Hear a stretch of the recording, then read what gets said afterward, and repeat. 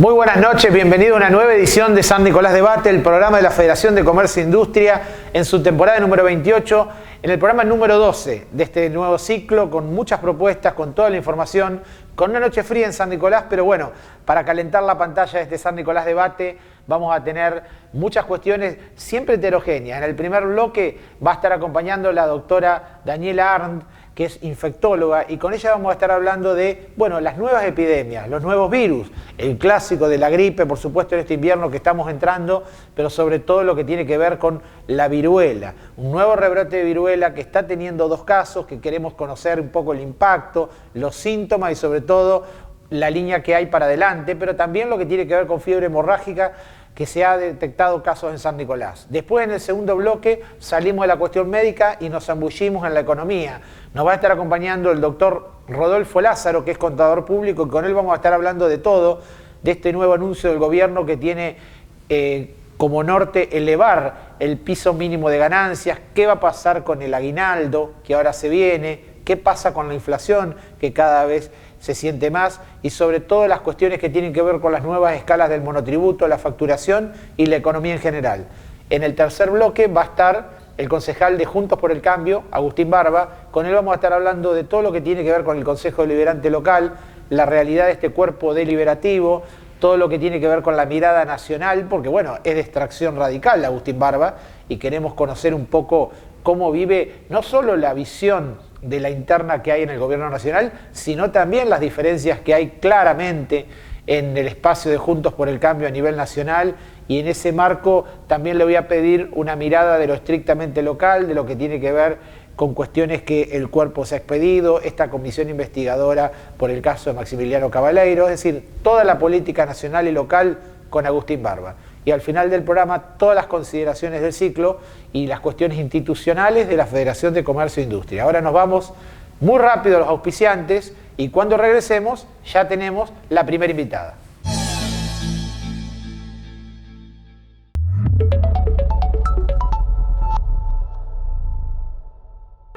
Pensá en macro, porque esa es la mejor forma de crecer, de salir adelante, pensando que todo es posible. A lo grande. Argentina nació pensando en macro. ¿O vos qué pensabas? ¿Que San Martín cruzó los Andes un viernes porque había 2x1 en caballos? Fangio no cargaba los martes para salir campeón en 3 cuotas. Los verdaderos sueños no tienen descuento. Podés preguntarle a tu abuelo si no. Otro que pensó en macro, soñando con un futuro grande, para vos y para los tuyos. Porque pensar en macro no es ir solo por tu sueño, es ir por el de todos. Cada vez que lo haces, le das una oportunidad a alguien en lo micro. ¿Y vos, en qué estás pensando? Pensá en macro, que en la vida no hay reintegro de oportunidades. Pensá en un sueño y que el segundo no valga la mitad. Nunca. Pensá en hacer grande tu lugar. Pensá en Argentina. Pensá en macro. Pensá en macro.com.ar. Probser Grandes Movimientos. Movimentación Outsourcing in Company. Alquiler de máquinas con y sin chofer. Capacitaciones. Probser, servicio, versatilidad y vanguardia. Parque Industrial Comirsa, www.probser.com. Electromallas, Sociedad Anónima. Porque estamos desde los cimientos, acompañamos tu crecimiento. Electromallas, Sociedad Anónima. Álvarez 28, teléfono 443-5029. Hay un equipo que está acá. Que cuando más lo necesitas, estés donde estés, vayas donde vayas, está siempre cerca tuyo. Grupo Asegurador La Segunda. En AES Argentina, renovamos nuestra identidad para continuar profundizando la transición hacia un futuro con energías renovables. Una nueva imagen, con nuevos colores, pero el mismo compromiso y energía de siempre. AES Argentina, acelerando el futuro de la energía, juntos.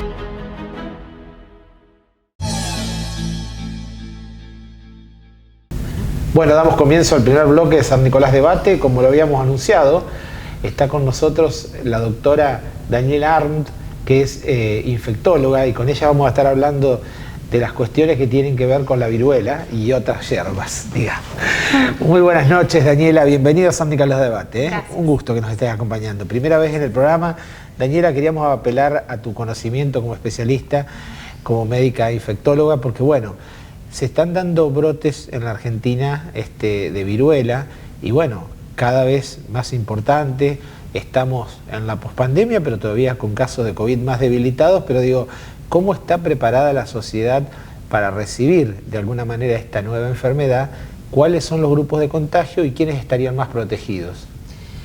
Bueno, como preparados para recibir, creo que, digamos, psicológicamente no lo estamos, pero bueno, venimos de unos 2 años muy duros de pandemia y los casos de viruela que se están reportando en Argentina, que son confirmados al día de hoy 2 nada más, están siendo tratados, digamos, como recomienda la Organización Mundial de la Salud, que son con precauciones de contacto y de gotas, que son precauciones que nosotros habitualmente utilizamos en la práctica médica. Bien. Son precauciones muy sencillas que lo puede llevar a cabo cualquier hospital, cualquier digamos, centro de atención sanitaria, y tendríamos la capacidad para sostener, digamos, un brote un poco más grande del que tenemos ahora. Bien. ¿Y hay grupos más vulnerables que otros en este caso? Sí, por supuesto, como en todas las enfermedades virales de esa familia de virus, es el mismo tipo de virus, una familia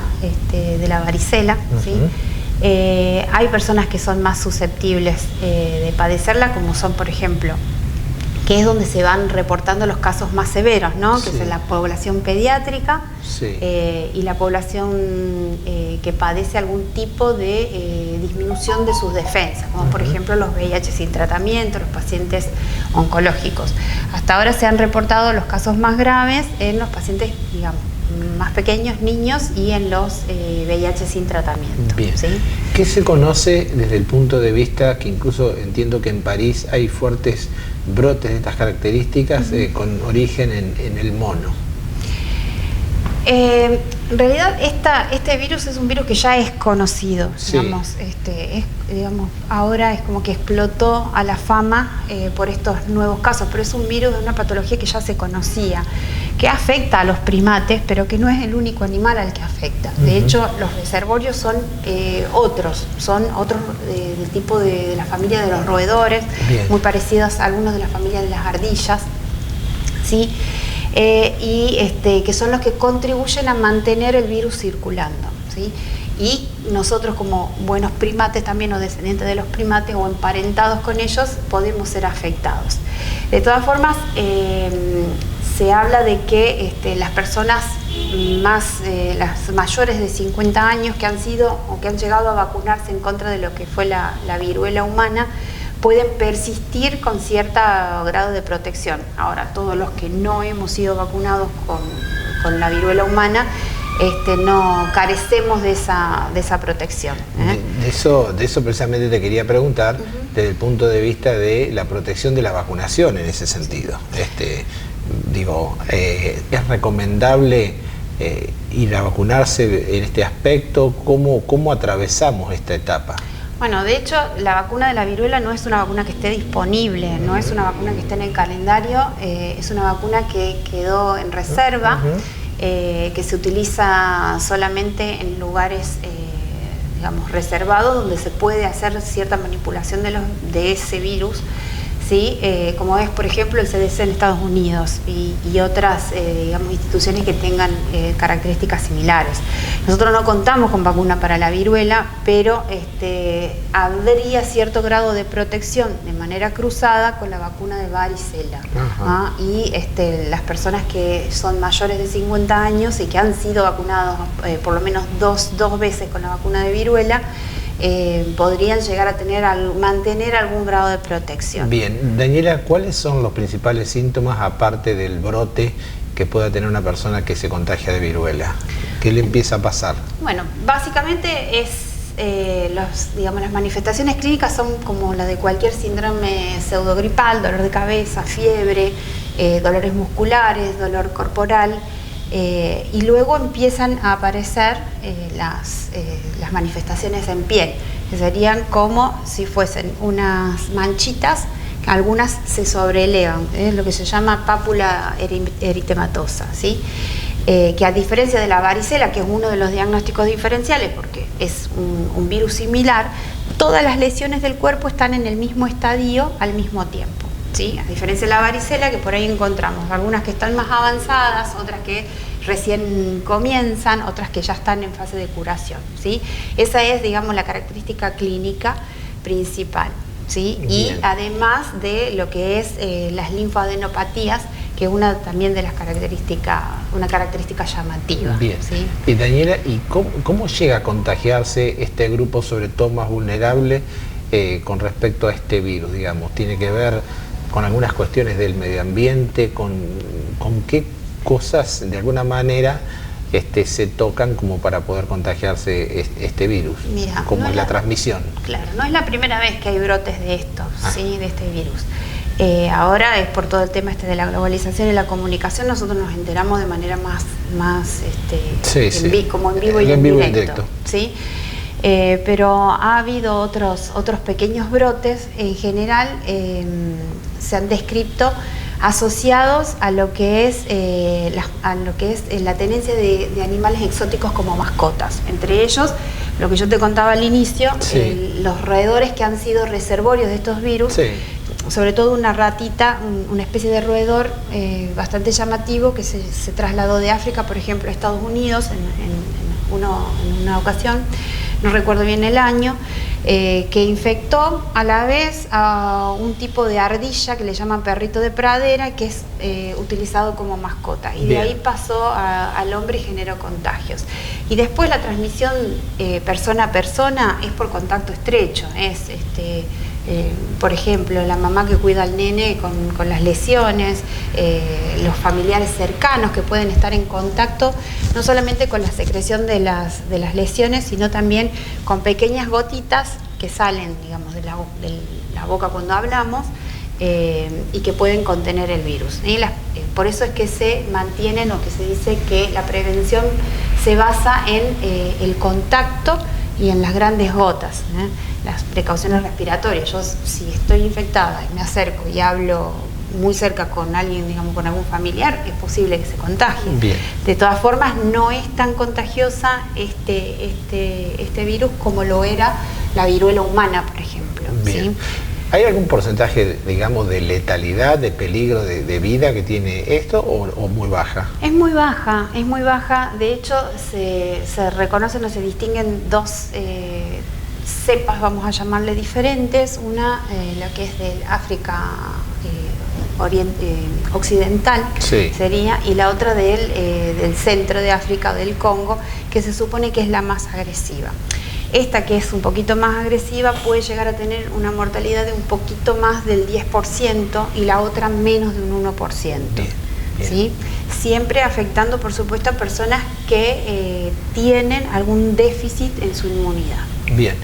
Daniela, te quiero preguntar por otra enfermedad, otro virus que es importante, que es también conocido, que es la fiebre hemorrágica, y que han dado cuenta de dos casos, o el último en Camposalles, básicamente, en San Nicolás, ¿no? El último se confirmó hoy, en realidad tenemos más de 2 casos. Ah, más de 2 casos. Sí, ya desde diciembre del año pasado ha habido, vienen digamos en aumento.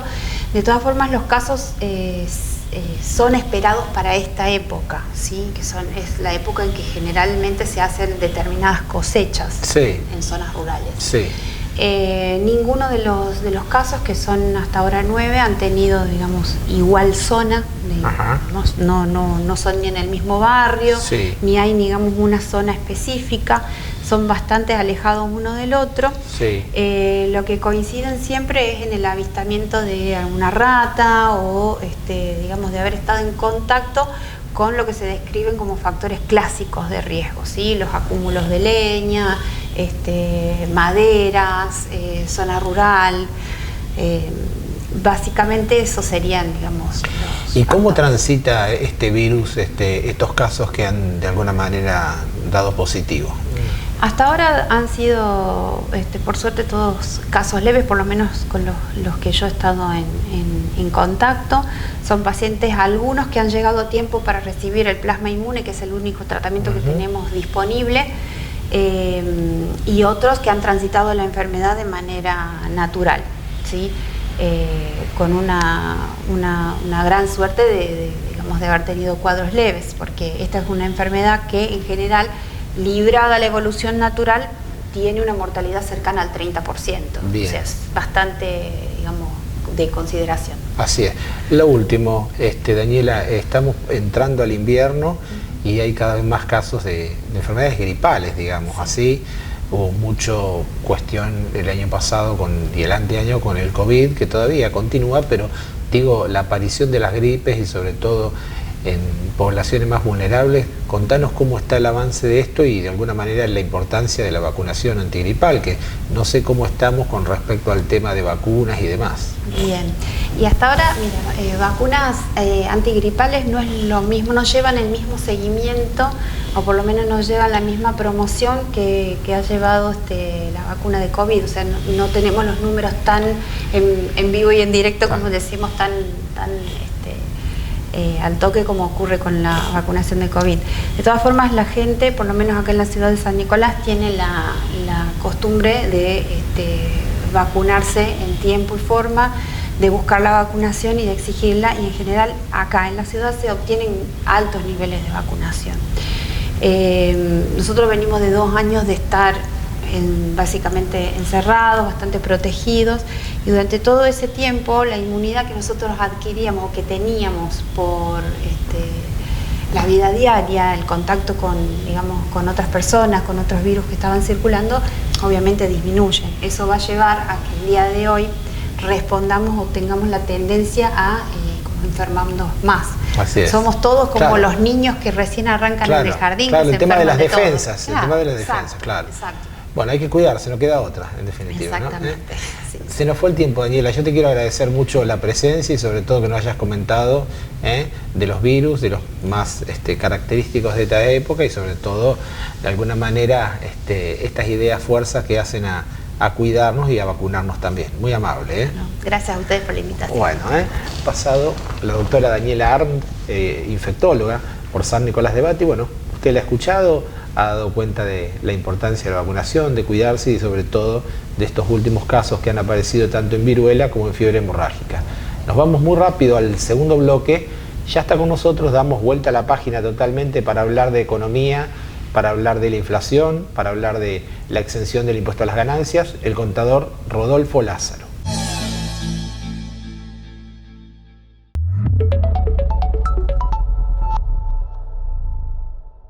Piaggio, elementos de seguridad industrial y ropa de trabajo, distribución y representación Ombú, Funcional, Boris, Pampero, De Pascale, AT, Libus, MSA, 3M, UQ, Piaggio. Matafuegos Mat Service, servicio de recarga de matafuegos, control de vencimiento, retiro y entrega sin cargo, prueba hidráulica de mangueras de incendio, amplio stock en elementos de seguridad. Avenida Falcón 473. Cada día llevamos energía a tu hogar, a tu ciudad, al centro y al norte de la provincia de Buenos Aires, con 36 sucursales, más de 19.000 kilómetros de líneas eléctricas, más de 600 millones de pesos en inversión anual en obras.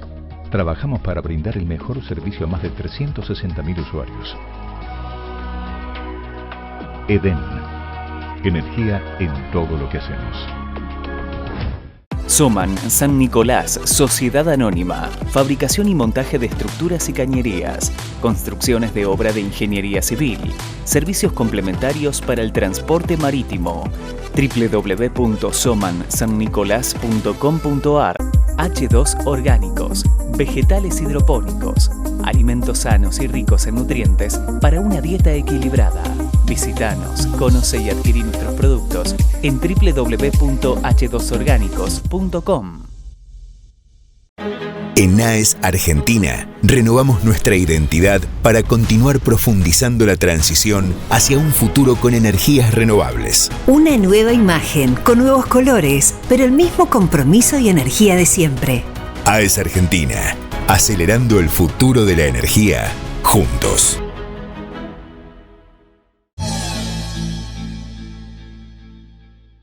Bueno, damos comienzo al segundo bloque de San Nicolás Debate, como lo habíamos anunciado, para hablar de toda la cuestión económica, una especialista el contador Rodolfo Lázaro.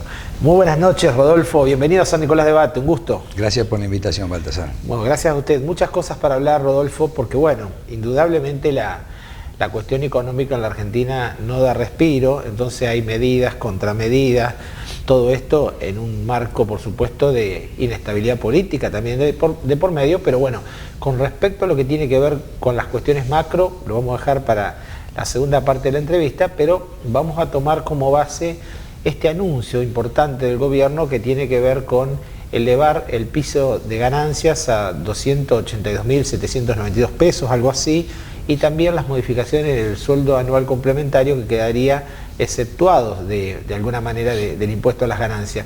Coméntenos un poco el detalle de esta medida, que entiendo que alcanza a 1.200.000 trabajadores, y cuántos quedarían de alguna manera fuera de este espectro. Bien, en realidad, más allá de que esto es una medida en particular, como usted lo dice, está inmersa en una realidad que no deja de tener que ver con lo que usted anticipó, una cuestión política. Así es. Porque evidentemente muchos de estos ajustes que se van haciendo, más allá del que ahora charlaremos específicamente, obedecen a que este tipo de actualizaciones, con los niveles de inflación que vamos teniendo, debieran tener una respuesta normativa que permitiera que se actualizaran periódicamente, acompañando el mayor valor que tienen esas deducciones para que no impliquen una deducción sobre los salarios de la gente, de los trabajadores. Después vamos a hablar un poquito de autónomos también, cómo impacta.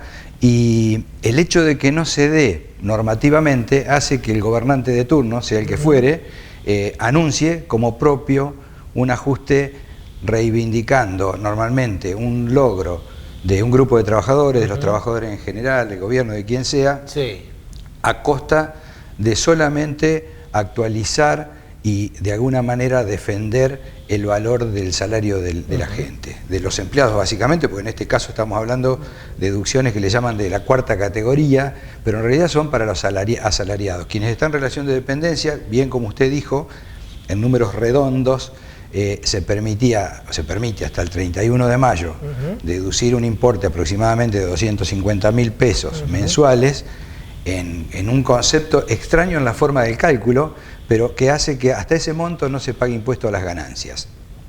Ahora, con el anuncio oficial, se llevaría este nuevo valor que se había hablado originalmente de 267.000 pesos, fue en determinadas cuestiones que se dijeron que eran de disputas políticas y demás, se llevó a este nuevo valor de alrededor de 280.000 pesos, que en realidad lo que va a hacer es que usted si toma el valor anualizado de esos importes y lo compara con lo que un trabajador autónomo que tiene otro régimen, se llega a una conclusión. Hay una deducción especial que, si bien estaba como una deducción particular para los empleados en relación de dependencia, en este caso ya se hace mucho más notable. Se habrá escuchado en estos días que el mayor valor de impuesto que va a pagar un trabajador autónomo que liquida sus impuestos de otra manera que con la relación de dependencia, es de casi 700.000 pesos anuales más de pago de impuestos que el trabajador en relación de dependencia.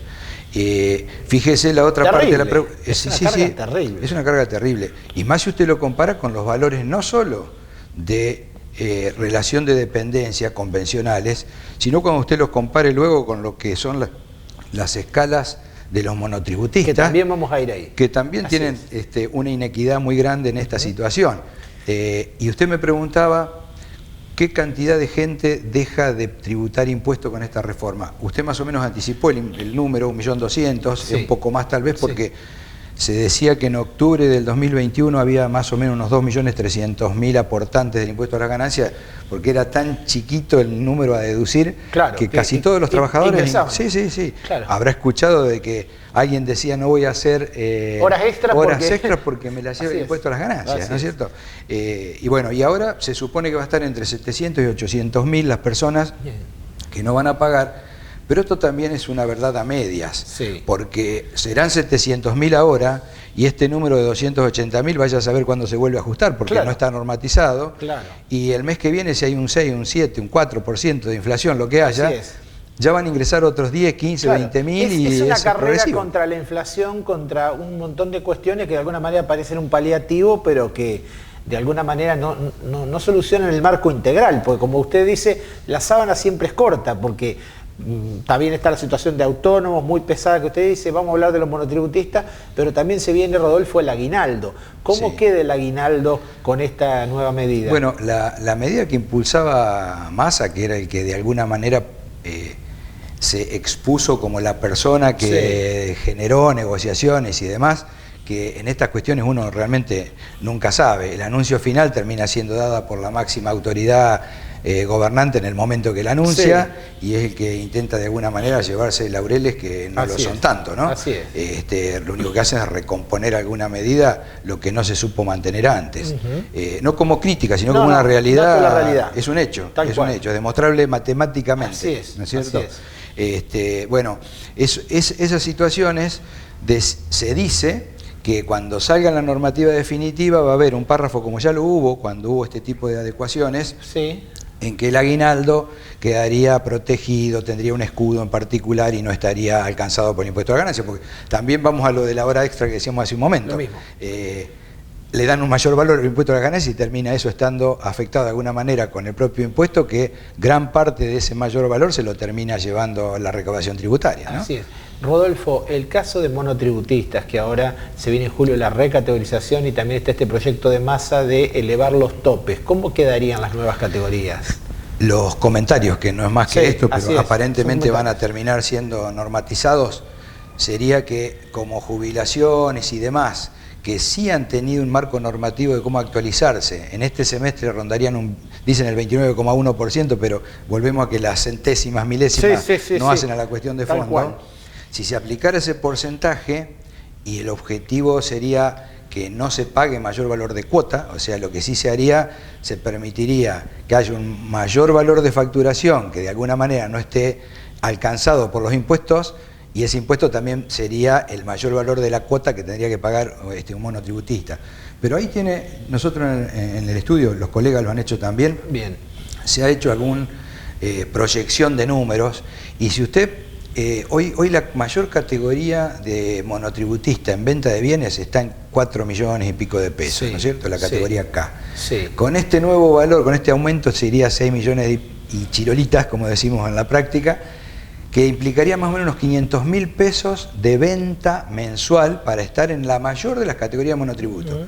Si usted supone que alguien que vende bienes remarca con un determinado importe, por ejemplo, un importe, hoy están excedidos los números y no se sabe con qué se remarca, porque usted remarca con un número, pero cuando va a reponer quedó en cero o quedó muy poco. Bueno, si usted supone en una cuestión matemática que remarcó con un 40%, dentro de esos 500.000 pesos hay más o menos 200.000 de utilidad. Un poquito menos, porque está dentro de ese número.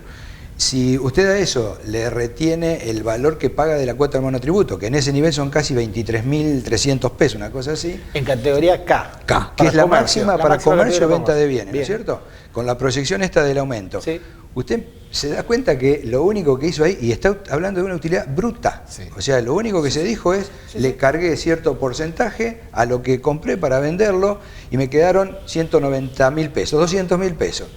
Y ahora tiene que salir a pagar todo lo que su comercio implica en un montón de cuestiones, ¿no? Suponiendo que la actividad de ese monotributista la hace solo, pero en ese nivel de actividad es muy probable que requiera de mano de obra, y bueno, los números son elocuentes. Y en la otra fracción, que es la de los prestadores de servicios, está en una situación similar, porque es más, en el del prestador de servicio normalmente el impacto de la carga de costos que tiene para producirlos es superior. Generalmente un prestador de servicio, a pesar de que parece que como los presta él y los presta personalmente, tiene menos costos, cuando usted empieza a relevar verdaderamente los costos que tiene, no solo aún los que de alguna manera se supone que tenemos una cuestión de prestación intelectual, en el caso nuestro, los contadores, ¿no es cierto? Servicio profesional en general, usted cuando asume de que hay una estructura que tiene sus costos por la estructura misma, que tiene personal en relación de dependencia, que tiene que pagar... Gastos fijos. Sí, un montón de gastos fijos. Los propios impuestos que se derivan de esa propia actividad, normalmente en los estudios contables está entre el 45 y el 50% de costos sobre la producción de honorarios. Entonces usted empieza a ver que esos números repercuten de una manera muy fuerte en la propia economía del contribuyente. Llámelo como lo llame. Así es, porque después todo esto de alguna manera es trasladado, ¿no? Necesariamente. Lo que pasa es que... mantener la actividad, claro. Sí, y le agrego esto. Si ese monotributista K incorpora un peso más que le está establecido, pasa a un régimen general que tiene otras implicancias fiscales distintas. No necesariamente, en ese nivel de actividad, no necesariamente tan perjudiciales. Bien. Porque ahí sí se requiere un análisis profundo para ver si es más conveniente estar en el régimen general que en el del monotributo ese más elevado, ¿no? Bien. Rodolfo, ahora vamos a la cuestión macro, porque todas estas cuestiones de mejora, de alguna manera de lograr adelantarse a una inflación que se viene cada vez más escalonada, más creciente, también conviven con discusiones, por ejemplo, como el salario universal, o bueno, asistir a una gran parte de la población que está desempleada, pero la carga siempre dicen es tan fuerte en el sector privado. ¿Hasta cuánto aguanta un sector privado que no estamos hablando, digamos, de grandes corporaciones, sino estamos hablando de pequeños contribuyentes, como usted dice, servicios profesionales, que están prácticamente teniendo casi la mitad de impuestos? ¿Hasta cuánto aguanta? Hasta el límite de la expropiación. Es gravísimo lo que le digo. Sí, claro. Es gravísimo. Es claro. La expropiación no necesariamente usted la va a tener porque se hicieron de su empresa. Así es. Sino porque le van tomando recursos que usted ya no es capaz de generar. Entonces, saliendo de esa cuestión que es absolutamente extrema, usted hoy se encuentra, no hay un plan de fondo para que las empresas puedan programar, proyectar, presupuestar. Y estamos hablando de las empresas que viven en el país, que tienen sus capitales en el país, que no pueden movilizar sus capitales del país, como por ejemplo la industria del conocimiento, que en los últimos tiempos se ha ido trasladando a países limítrofes. Así es. Porque lamentablemente usted no le da las condiciones acá como para que de alguna manera tengan la rentabilidad que tienen que tener, progresen y demás. No hay un plan.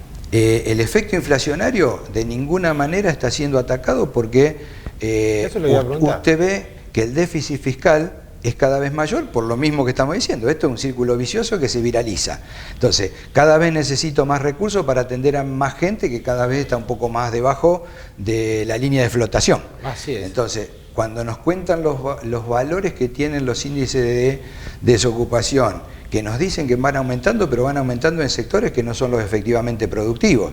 Entonces, cuando usted ve que la mayor cantidad de personas que cada vez pasan los índices de pobreza, los calculen como los calculen, no importa, pero se ve, y se ve en las comunidades, y usted después encuentra que políticamente se toman decisiones que no avanzan en el sentido de dar seguridad jurídica. ¿Qué necesita un inversor para hacer lo que llaman un círculo que de alguna manera gratifique, que de alguna manera mejore la economía? Que su inversión tenga esa seguridad jurídica, que su inversión dé renta, que esa renta no sea considerada extraordinaria para que después le apliquen un impuesto que no estaba previsto, que tenga la posibilidad de movilizarla esa renta donde se quiera. Y usted hoy se encuentra con que no tenemos reservas, o que el nivel de reservas es bajo. Y cuando analiza ve que muchas de estas cuestiones que marcamos negativas están relativizadas porque hay liquidación excepcional de divisas, porque tenemos una fuente de producción que es el campo, que va a seguir estando, que no se va a ir, muy buenos, claro, que ha tenido una recomposición en valores, ¿no es cierto? Pero que ha tenido un impacto muy fuerte en todo el país con el tema de la sequía, que se han conseguido rindes que cuando uno habla con la gente productora le dicen fue bastante bueno, pero fue bastante bueno no porque fue bueno, sino porque tenían una expectativa de que iba a ser muy malo y no lo fue tanto. Y cuando usted lo compara con que hay precios que efectivamente le han recompuesto la ecuación a un determinado monto de supervivencia o que le permiten alguna inversión para la próxima cosecha, al que estaba financieramente, no económico, al que estaba financieramente estabilizado, al que no lo estaba, con tasas de interés de los valores que se están manejando hoy en día, bancarios, de financiación, de cualquier tipo de financiación, así es imposible de mantener una actividad. Usted se encuentra por otro lado después que el Estado viene a subvenir necesidades de determinadas empresas diciendo tengo un subsidio para la compra de determinados bienes, cuando la realidad es que debieran dejarle producir a precios de mercado competitivos, que ganen su dinero, que paguen sus libre impuestos. Competencia, claro. Libre competencia. Así es. Evidentemente esto, Baltasar, se trata de una definición política de qué tipo de Estado y de gobierno que pretende el gobierno que esté en el momento, ¿no? Eso es así. Última consulta, Rodolfo, va en línea con lo mismo. Digo, la inflación, los déficits fiscal, problemas que arrastramos de los 80, la emisión cada vez más constante, ¿hasta qué punto le es funcional al gobierno para licuar algo de gasto, como para seguir de alguna manera motorizando todo esto? Porque parece que no se encuentran recetas para la inflación, para una inflación que ya está, incluso en el proyecto de presupuesto ya la están apuntando al 60% anual. Es muy fuerte. Aparenta ser inentendible, ¿no? Porque uno en principio piensa que todo gobernante actúa de buena fe. Entonces no se puede entender de que haya un aprovechamiento gubernamental del gobierno, lo repito que sea, un aprovechamiento gubernamental de determinadas situaciones como es la inflacionaria. Usted lo acaba de decir, si usted debe en pesos, lo que deba en pesos se va a ir desvalorizando con la cuestión inflacionaria. Si usted para los pesos que se van deflacionando va a pagar con una recaudación que sí se va aumentando por ese mismo efecto inflacionario, porque los precios van aumentando y usted, el IVA, por ejemplo, que es el impuesto de mayor recaudación, obviamente está ligado con los precios de mercado. Entonces, usted empieza a ver una cadena de situaciones donde después aparecen que usted subvenciona un determinado sector social y tiene el derecho a pensar que son votos. ¿No es cierto? Y no que se está realmente atendiendo a una realidad social. Yo quiero pensar desde la buena fe que sí se está atendiendo a una realidad social, pero la verdad es que con el crecimiento de la pobreza cada vez es más difícil lograr atender a esa realidad. Hace un par de días atrás ya estaba escuchando que no hay forma de producir la cantidad de billetes suficiente para la emisión que se necesita, por lo menos con las denominaciones que estamos teniendo. Usted habla con gente del exterior y nadie le puede creer que el mayor billete nuestro equivalga a 4 euros. No se entiende, no se entiende. Y bueno, ese tipo de situaciones, a quien tiene el dinero, no solamente el inversor que vive en el exterior, que si acá hay negocios para hacer, hay muchos negocios y lo que se necesita para que esa inversión realmente venga es darle la tranquilidad que hablábamos hace un momento. El que va a invertir acá, mientras ve toda esta serie de cuestiones, no sabe si va, como dicen en la jerga económica, va a hundir un presupuesto en bienes de uso que los va a clavar en el terreno argentino para que el día de mañana su emprendimiento, por una cuestión de momento, porque son parches los que se van haciendo, se le vuelva no rentable la actividad, se tenga que ir y eso quedó acá. Entonces, hoy en día hay oportunidades en el mundo que no tienen ese riesgo y nosotros no hemos sido capaces de revertir esas situaciones para mostrar otra cosa. Y evidentemente gente interesada hay, mucha. Así es. Es una pena. Rodolfo, se nos fue el tiempo, le quiero agradecer muchísimo la presencia. Al contrario, gracias por la invitación nuevamente, Baltasar. Muy amable, ¿eh? Bueno, vio el doctor Rodolfo Lázaro, con toda su cuestión de la experiencia, con lo que tiene que ver con el impacto que está teniendo la inflación y los impuestos sobre el sector privado. Bueno, está todo dicho. La realidad es que el dinero no alcanza y que cada vez más se achica un sector que debiera ser pujante porque es el generador de riqueza. Ahora nos vamos muy rápido a la pausa. Cuando regresemos estamos en el bloque institucional. Vamos a la política. Está con nosotros el concejal Agustín Barba. Ya venimos.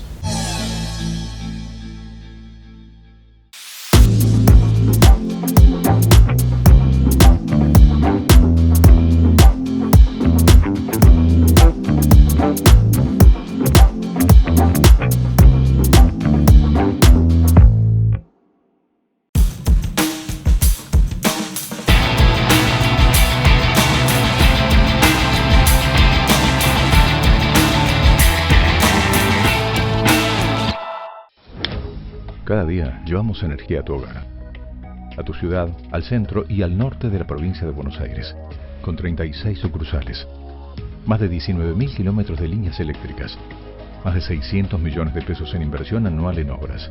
Trabajamos para brindar el mejor servicio a más de 360.000 usuarios. Edén. Energía en todo lo que hacemos. Ascuaga y Asociados, Estudio Contable. En San Nicolás, Chacabuco 66, primer piso. Y en Rosario, Corrientes 1489, cuarto piso, departamento 1. Administración@estudioascuaga.com.ar. Estaciones de servicios Yel Hipólito, SRL, combustibles líquidos y GNC, servicio de despacho de combustibles en zonas rurales e industrias, servicio, calidad y seguridad en sus dos direcciones, Avenida Moreno esquina Viale y Avenida Sabio esquina Guido Hispano.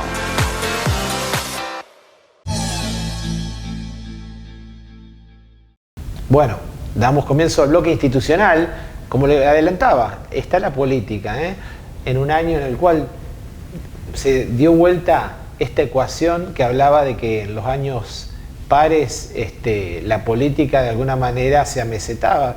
En la Argentina parece que todo se invierte porque obviamente la política siempre da que hablar, aunque falta para el 2023 y nos vamos a meter en toda la cuestión de la política local y nacional, y como se lo había adelantado en la presentación, ya está con nosotros para hablar de estos temas el concejal del espacio de Juntos en San Nicolás, el doctor Agustín Barba. Buenas noches, Agustín. Buenas noches, bienvenido a San Nicolás Debate 2022. Muchísimas gracias, otra vez de nuevo acá, un placer. Igual para nosotros, Agustín, muchas cuestiones para hablar contigo. Vamos a empezar con la cuestión local y después las cuestiones nacionales, porque hay mucho para hablar, como lo decía en la presentación, pero ahora quiero de alguna manera arrancar con lo que ha sido tu desembarco en la política, en la cuestión del Consejo Deliberante, porque hace tiempo venís militando y ya hace unos meses que estás siendo parte de la vida institucional del Consejo Deliberante. ¿Cómo está esa brecha entre lo que caminabas en la campaña, finalmente obtuviste la banca, porque sos muy joven, y las realidades de estas convergencias políticas para sacar proyectos, para sacar ordenanzas y que tienen que ver de alguna manera con mejorarle la calidad de vida al vecino? Sí, bueno, la verdad que estamos primero respetando algo que se dijo durante todo el año pasado, que estamos juntos, que para ser fuertes no tenemos que, los políticos tenemos que dejar de pelearnos entre nosotros, que la gente nos está pidiendo otra cosa. Creo que cuando la gente ve a dos políticos que se pelean, ya deja de sentirse representada porque sienten que están perdiendo el tiempo en otra cosa y nosotros estamos cuidando esa unidad. Las discusiones se dan siempre puertas hacia adentro y no puertas hacia afuera. Y en eso creo que nos estamos diferenciando del otro espacio político, donde han dejado entrever, luego de las PASO del año pasado y durante todo este año, una interna feroz. Y en cambio nosotros, no digo que no tengamos nuestras internas, nuestros diferentes puntos de vista, pero sí tenemos un mecanismo de canalizar las puertas hacia adentro y la verdad que hacia afuera mostrar la unidad que la gente nos está reclamando. Claro, Agustín, vamos a ir por supuesto a esta parte más nacional. Hemos empezado de alguna manera la entrevista en este sentido, porque digo, la Argentina tiene pocas experiencias de coaliciones de gobierno exitosas, sí coaliciones electorales. Estuvo la alianza con el radicalismo, el Frepaso, con De la Rúa, bueno, esta coalición que tuvo de alguna manera Macri y la actual del Frente de Todos. De una u otra manera estallan las internas, se viven muy fuerte en el gobierno nacional, y ahí te quiero una mirada desde el punto de vista de hasta cuándo sentís que se va a seguir tirando la soga, porque la gente, digo, no es ajena, la sociedad de alguna manera le impacta la interna en su vida social, en su vida económica. Ustedes son oposición, pero en algún momento tal vez sean gobierno, se están preparando. ¿Cómo lo viven de alguna manera? ¿Cómo crees que lo vive la sociedad? Sí, exactamente. Lo dijiste excelente, nos estamos preparando. Sí. Creo que nosotros lo que tenemos que hacer ahora, hasta hasta el 2023 es prepararnos y dejar establecido cuáles van a ser los mecanismos, vuelvo a repetir, para que siendo gobierno no nos pase lo que le está pasando al frente de todos. Creo yo que es el momento para que nosotros también tengamos nuestras peleas internas dentro de la coalición. Es el momento que haya debate, pero no un debate hueco y personalistas, este sí, este no. No, un modelo en serio del país que vamos a tener. Y me parece que es el momento para que nosotros nos demos estos debates profundos, acalorados, para que no se den luego estando en gestión. Bien, esa, digamos, perspectivas que vos estás de alguna manera estableciendo de prepararse para gobernar, tiene gente que se está poniendo un traje en los diferentes espacios de la coalición, digamos. Por decirte, dos radicales como Gerardo Morales, que está gestionando una provincia en Jujuy, y otro que un outsider de la política como es Facundo Manes, que también se pone el traje presidencial. En el medio, las disputas con los socios del PRO. Digo, ¿cómo crees que van a converger estas cuestiones? Porque el PRO, por supuesto, tiene sus propios aspirantes, digamos. ¿Cómo se va? ¿Cuál sería el mecanismo más sano de poder lograr una base de sustentación y sobre todo de acompañar un proyecto político, le toque a quien le toque? Sí, creo que las herramientas hoy están, que son las PASO. Las PASO. Hoy el radicalismo tiene dos personas presidenciables. Sí. Gerardo Morales, mostrando una gestión inaudita y la verdad extraordinaria en lo que es lo que fue una de las provincias más pobres de la Argentina, como es Jujuy. Hoy Jujuy da muestra de una transformación, la verdad, de 360 grados. Lo que hizo Gerardo Morales en aquella provincia, vuelvo a repetir, no tiene precedentes, y bueno, y la gente lo acompaña y se ha convertido ya en un referente de gestión que trasciende las fronteras de su propia provincia. Sí. Y la verdad que lo mostramos como orgullo, porque por ahí siempre está, si querés, la creencia o el mito urbano de que los radicales somos malos gestionando, y la verdad que Gerardo Morales viene a dar por tierra esos comentarios y ha mostrado una gestión excelente. Y por el otro lado, sí, alguien con quien tuve el placer de acompañarlo desde lo local en su candidatura, es la figura de Facundo Manes, que es una figura que trasciende al partido, está con la camiseta puesta del radicalismo, pero creo yo que lo que tiene Facundo Manes es que convoca más allá de nuestro espacio político, que es eso lo que necesitamos, y tiene una claridad ideológica que la verdad es compartida por cada vez más gente, que no salimos por los extremos, que hay que volver a traer a la política, hay que volver a traer la discusión al centro, que hay que salir de los discursos extremistas porque nos hicieron muy mal y nos van a seguir haciendo muy mal. Pero digo, en esa visión del centro que de alguna manera referencias en Manes, por poner un caso, vos convenís que indudablemente la política está más polarizada que nunca, y tal es así que, bueno, la grieta está más viva que nunca, porque bueno, los dos espacios, las coaliciones, los extremos, tensionan la cuerda y bueno, las posiciones duras de alguna manera toman una agenda importante. Tal es el caso de este otro outsider, Milei, que está de alguna manera, digamos, con una puesta en escena muy fuerte y que también de alguna forma festeja al gobierno nacional porque divide a la oposición, y que algunas encuestadoras, esto es una foto hoy, dicen que está midiendo muy bien. ¿No es un peligro el factor Milei para el espacio de la oposición? No, yo creo que, vuelvo a repetir, en el sentido de que no hay que centrarnos en los nombres. Sí. Incluso si este candidato, este posible candidato, el día de mañana estaría dispuesto a suscribir nuestra plataforma política, acá no se le cierra las puertas a nadie. Tenemos que ser una coalición opositora amplia, no solamente para poder ganarle al kirchnerismo, sino para poder gobernar y hacer las transformaciones que la Argentina necesita. Entonces vamos a necesitar un pacto de gobernabilidad importante el día de mañana. Pero acá lo que la discusión es ideológica. Ahora dudo que esta persona quiera suscribir los principios y la plataforma política que nosotros estaríamos proponiendo. Perdón, Agustín, pero por otro lado, eso es un interrogante. Si uno escucha las declaraciones de Milei, parece que el límite son los radicales, la coalición cívica, pero por el otro lado la mesa de conducción de Juntos le cerró la puerta con un comunicado a Milei. Sí. Es decir, tampoco del lado de Juntos lo quieren a Milei.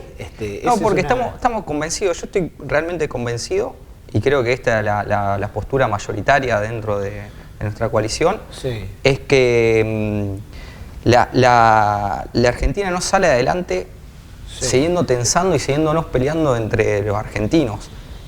Tenemos que salir de eso. Realmente tenemos que salir, porque la propuesta, salir por izquierda o por derecha, no sirve más que para sacar al que está, pero después no sirve para gobernar. Y ya lamentablemente hemos pasado por dos gobiernos que así lo han demostrado. Fue sacar a Cristina, sacar al kirchnerismo, fue sacar a Macri, sí, y ahí se agota el plan de gobierno. Entonces, la verdad que tenemos que salir de esa lógica. Entonces ahora, como la gente tiene malestar, sí, aprovechar ese desencanto, aprovechar ese malestar como un atajo para llegar y solamente para sacar a alguien y ahí se nos agota, sí, yo la verdad que no creo en ese modelo. Bien. A eso voy. No, está. Pero vos crees que de alguna manera la irrupción de Milei y el ascenso de Milei, entre otras cosas, no tiene que ver con el hartazgo de la gente a la política o a una cierta clase de dirigentes? Sí, yo creo, porque digo, sin creo estructura, este nivel de adhesión, porque finalmente en la política después cuentan los porotos. Digo, el que no mide, lo bajan. ¿Esto es así? Sí, yo creo que sí, que tiene que ver justamente con ese encanto. Creo que hay un aprovechamiento, sí, por parte de esta persona a ese desencanto que es inconducente en el largo plazo. ¿No? Nosotros necesitamos realmente un modelo y no solamente declaraciones de deseo de cómo queremos que sean las cosas. Y me parece que el modelo que se propone, tensando como él propone los extremos, no es la salida por ahí. Bien. Agustín, te paso a la cuestión local. La cuestión local, en el ámbito del Consejo Deliberante, se está preparando, entiendo que en las últimas sesiones se está trabajando, en una propuesta tendiente a formar una comisión investigadora, que queremos conocer los alcances de esta propuesta, para evaluar el caso de Maximiliano Cabaleiro, concejal en licencia, hoy detenido por tema de bloqueos y demás. Digo, ¿cómo funciona o funcionaría esa comisión investigadora que, entre otras cosas, quiere ver la inhabilidad moral que ha tenido su desempeño? Sí, la verdad que nos ha tocado transitar un suceso histórico dentro, sí, del Consejo Deliberante. Tuve la oportunidad de charlar con otros concejales y la verdad que nunca les tocó vivir algo similar. Entonces, estamos sentando precedentes, ¿no?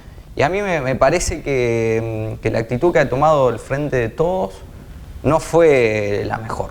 Yo creo que lo mejor que se tendría que haber hecho ahí era que el concejal detenido presente su renuncia de entrada. Esto no sucedió. La verdad que reinaba un silencio absoluto dentro del cuerpo, no había comunicación. Todo lo que nos enterábamos a través de los medios de comunicación, el avance de la causa, y la verdad que veíamos que su situación procesal iba empeorando día a día. Entonces, para ponerle un punto final, tuvimos que formar esta comisión que va a evaluar, está integrada como una comisión más por 7 miembros, y va a evaluar exactamente la idoneidad y la aptitud moral de un concejal detenido que aún no tiene prisión preventiva firme, sí, y que en ese caso, por reglamento interno, en el caso de que el concejal tenga un auto de prisión preventiva firme, sí, automáticamente, sí, queda suspendido. Ya no importa la licencia, queda suspendido. Pero nosotros estamos yendo más allá, vamos a pedir la destitución. Eso creemos que no es una relación laboral más. Porque en la práctica también, digámoslo, no se llegó todavía a esa instancia, pero su banca está siendo ocupada por Fabián Sosa. Ahora sí con un pedido de licencia. Y entre medio, la verdad que pasaron cosas muy extrañas, un bloqueo a toda la comunidad, declaraciones muy fuertes en contra de todos los nicoleños, que no teníamos absolutamente nada que ver con el conflicto judicial que esta persona tenía. Hemos visto la escalada del conflicto hasta la intervención arbitraria de la Comisión Bilateral de Inteligencia. Eso te iba a preguntar, Agustín. Eso fue un hecho tremendo. Todos estos capítulos que se dieron a partir de la decisión de la jueza de la detención de Maximiliano Cabaleiro y Fernando Espíndola, toda la cuestión que tiene que ver también con cómo se lo vivió dentro del Consejo Deliberante. Sabemos cómo se vivió en San Nicolás, con la no recolección de residuos, con el bloqueo.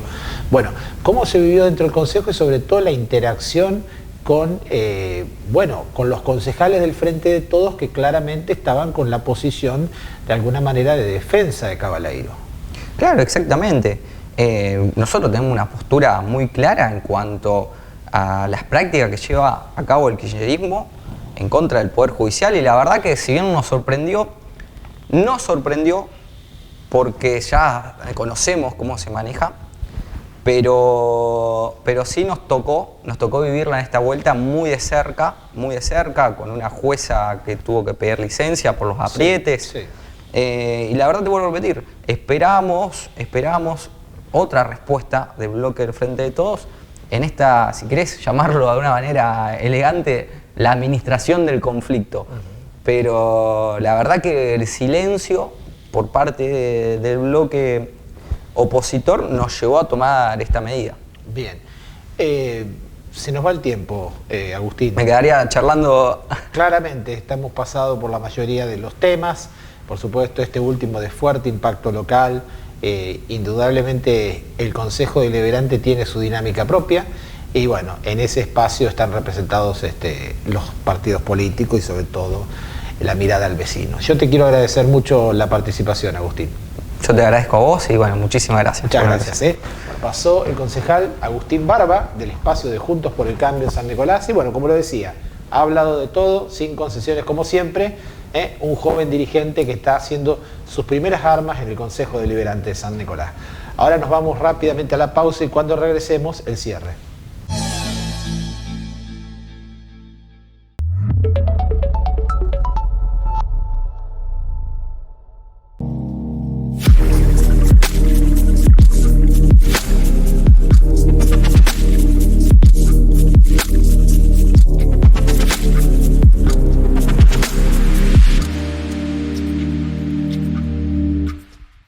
IAS, Instituto Argentino de Siderurgia, Controles Ambientales, Sustentabilidad Energética y Reciclo de Materiales, Ensayos Químicos y Físicos, Diagnósticos sobre Procesos, Cursos Internacionales e Incompany. Donde crecemos. Donde compartimos. Donde nos unimos. Donde trabajamos.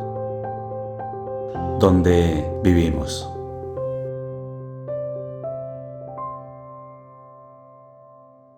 Polibás, autoservicio de embalaje, atención a comercios y empresas, cotillón para fiestas. Polibás, Belgrano, esquina Urquiza. Bueno, pasó el programa número 13 de San Nicolás Debate, esta temporada número 28. La reflexión de la salud, la economía y la política. Todo eso en este programa, como se lo prometí, y así el ciclo muy plural para abrir la posibilidad de que usted mismo pueda interactuar en su casa, que pueda de alguna manera encontrar el pensamiento y, por supuesto, entre otras cosas, poder discernir qué es lo que de alguna manera el ejercicio del periodismo provoca y que quiere provocar este ciclo.